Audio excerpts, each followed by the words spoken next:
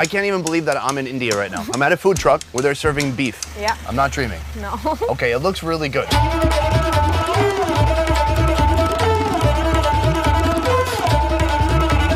In Pune, we took on India's gargantuan vegetarian platter, piled high with over 50 items. If you eat until you're feeling really stuffed, you gotta take a nap. Today, we're saying goodbye to Pune, hitting the road and heading for Goa. A coastal city unlike anywhere else in India. This is the party destination. What happens in Goa stays in Goa.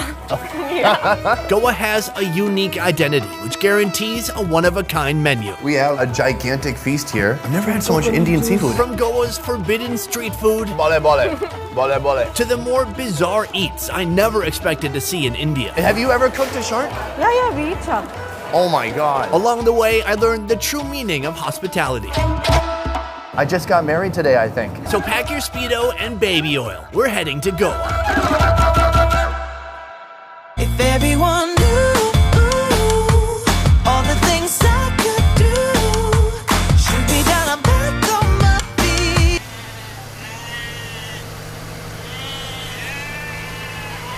Cause all I really need is me. If I could just Hitting the road, heading south. Bound for Goa. A 4-hour drive will bring you here. The highway side restaurant called Hotel Parak, a favorite of passing truck drivers and locals alike. The daughter of this family-run hotel is here to say hello. Can I rent a room here? No. No. A lot of restaurants in India, they call them hotels. The only one staying here is a nice piece of food. What is the food that's so special here? The red broth, which we call it as tamra rasa. The white broth, which we call it as the panda rasa. And the dry mutton, which is called as sukka. Oh my gosh. I just spent a beautiful, delicious, wonderful day in Pune, but I did not have any meat. Right? He's like, oh God, how can you do it? I'm really in need of meat. There is a surprise for you. Oh. The guests which come to our home, we're gonna have you a turban. What happened? We're not getting married right now, are we? These folks really know how to welcome a guy. They are gently strapping on the local traditional headwear to this plus-sized melon. Okay, so I'm gonna take a look. Here we go. I look stunning. Oh my God, is there a fan on my head? Wow, this is legitimately a surprise here. So the kind of mark between my eyes on the forehead? On the forehead. Okay, careful. I have rich, voluminous eyebrows, so try not to get that part. This is a kind of tilak welcoming. Guys, what do you think? It's looking good. This is one of the coolest hats I've ever had. I'll never be able to wear it again because there was a newspaper involved. At one point, there was a stapler. He just did arts and crafts on my head in like 45 seconds, and then this is the result. That's pretty awesome. We're here in the kitchen. There's so much action here. Hi there, how you doing? Do you like my hat? I just got married today, I think. This looks really delicious. How many chapatis do you think you make in a day? It's uncountable. Near infinity, like a lot. Right here, what do you call this bread? We call it as a bhakri. I've never seen it prepared in this way. There's kind of an assembly line here. The bread gets completely flattened out by hand. They kind of squeeze some water onto it. And then when it finally gets to the end of the line here, they put it directly on the fire. Then it puffs up and they put it in here. So why can they not use a roller? Why does it have to be by hand? The dough is really soft. If you get it rolled by the roller, it gets thick. So it's better to do that with the hands. So this is like old traditional. Yes, yes. This place is all about the broth. The red broth, tamda rasa, is given its red color from a commonly used southern Indian chili, though it looks spicier than it feels, or so I'm told. The red is balanced by the white, a more mellow broth containing spices, coconut milk, and chicken and mutton stock. Both are in a menage a trois with the mutton, boiled then fried before serving.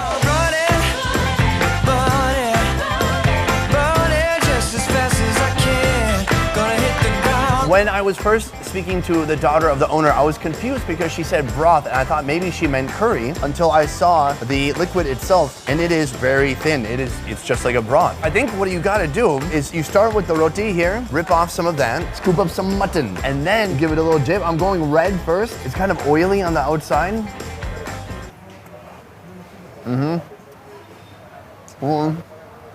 The broth is an Indian rainbow of flavor and aromatic spices. The mutton, however, can break your teeth if you're not used to navigating around the bones. It's like walking on eggshells for your mouth.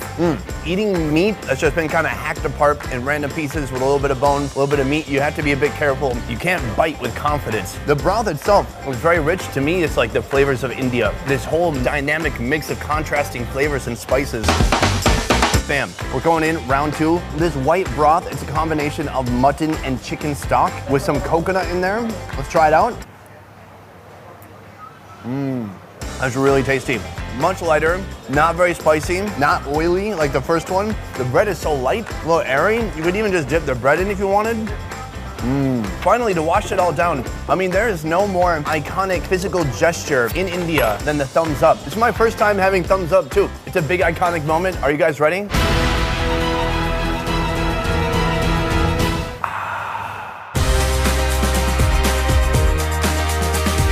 Belly full, belts on, time to ride. Final destination, Goa.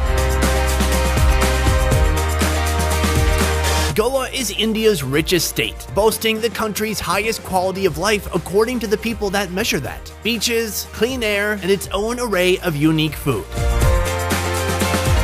The Portuguese rule of Goa lasted 450 years, and the influence is obvious, even affecting the local palate. The way they prepare the stuff, the use of like vinegars, it's like Portuguese food, but it has also like Indian influence in it. My guide this evening, Jasmine. She grew up in Goa, enjoys dancing, and driving in slow motion with no helmet. 20 of the 29 states in India currently have regulations prohibiting either the slaughter or sale of beef, mostly in the north. But as I move south, the attitudes towards beef seem more relaxed. I can't even believe that I'm in India right now. I'm at a food truck where they're serving beef. Yeah. I'm not dreaming. No. Okay, it looks really good. This place has been here for the last 12 years, cooking huge chunks of beef marinated with their own special masala, coated with egg, rice flour, and finally fried. There's a great, really rich, kind of greasy smell in here. Chop it up, stuff it inside a bun, and satisfy your cravings.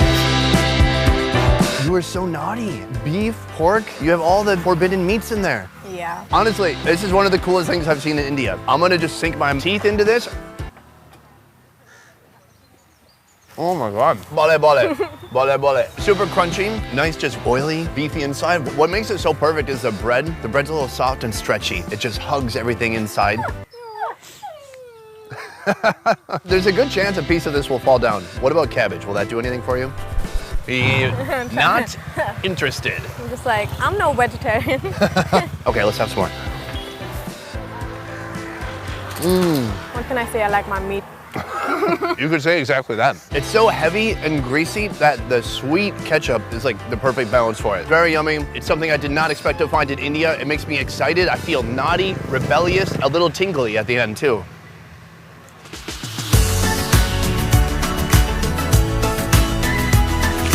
Goa's food scene comes to life at night. Street vendors pump out the local favorites, but some of the best flavors can be found here. This food area, what is this? It doesn't have a It doesn't have a name? No. How do you meet people here? You say, meet you behind Don Bosco's. Oh. Can we give it a name today? How about the food horseshoe? Do you see how it makes the shoe of a horse? Sure.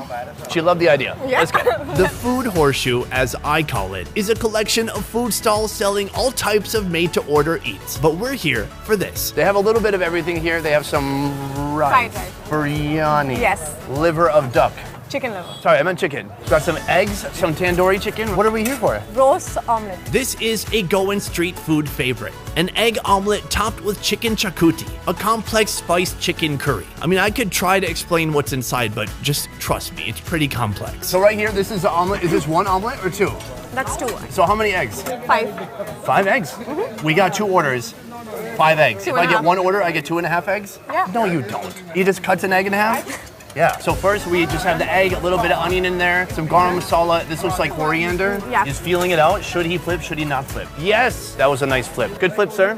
Do you see how focused he is? He has no idea what I'm saying. So right now he's cutting it up into small pieces, and then he's putting it on these stainless steel plates. So right here, this is the gravy, right? Yeah, that's the gravy. Okay, and then here we go. There's a secret delivery hole right here, and that's where the food comes from. There's gonna be one more coming soon. Gives it a spoon and delivers it through a different way this time. Okay, so here it is. Alas, they've delivered our food. They gave me a little more than you. I think they just like you better. I think you're right. Oh, this is ours too? Yeah. What's your method? I like soaking it up. Soak up a little bit of sauce. Yeah. We've got the chicken curry. It's all soaked up. We're gonna try it out. Oh, No, that's good. I like it. That. bole bole. Bole bole. What is your bole bole dance for yummy food? I'll just do that. You're an interpretive dancer. That's your dance? Yeah. The curry is delicious. It's like super salty, a little spicy, even some kind of citrus. There's so many fun things in there, guys. It's really yummy. And this bread, honestly, like take. So this is the one they put on the flat top. I mean, it's like literally the best way to toast bread. You do have to be careful. There are some bones in here. And that's why you want to get it kind of in the deconstructed way, because you don't want a bony sandwich. You're gonna shove that entire thing in your mouth? I would like to see. Yes, I am.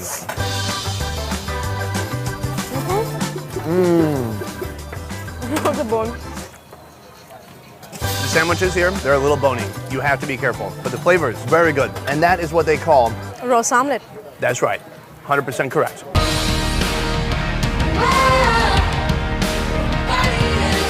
Next time on the best ever India road trip. Goa Part 2, cooking homemade Goan Hindu cuisine with the most unexpected ingredient in India. The shark, it tends to have a specific odor. If you don't wash it thoroughly, that odor gets into the fish. Be sure to subscribe and follow along as we eat our way across India. And if you're traveling to Vietnam, let me recommend adventuring alongside a guide from One Trip. One Trip is the highest rated tour company in Vietnam, doing tours from north to south in all major cities, including Hanoi, Nha Trang, Da Nang, Hoi An, and Saigon. You can experience food tours, adventure tours, and more. To learn more about One Trip, check out the links in the description down below. I will see you next time. Peace. Do the dance now. What dance? Oh, you really kind of froze. Oh, that? Is that? Yeah, that's a new thing.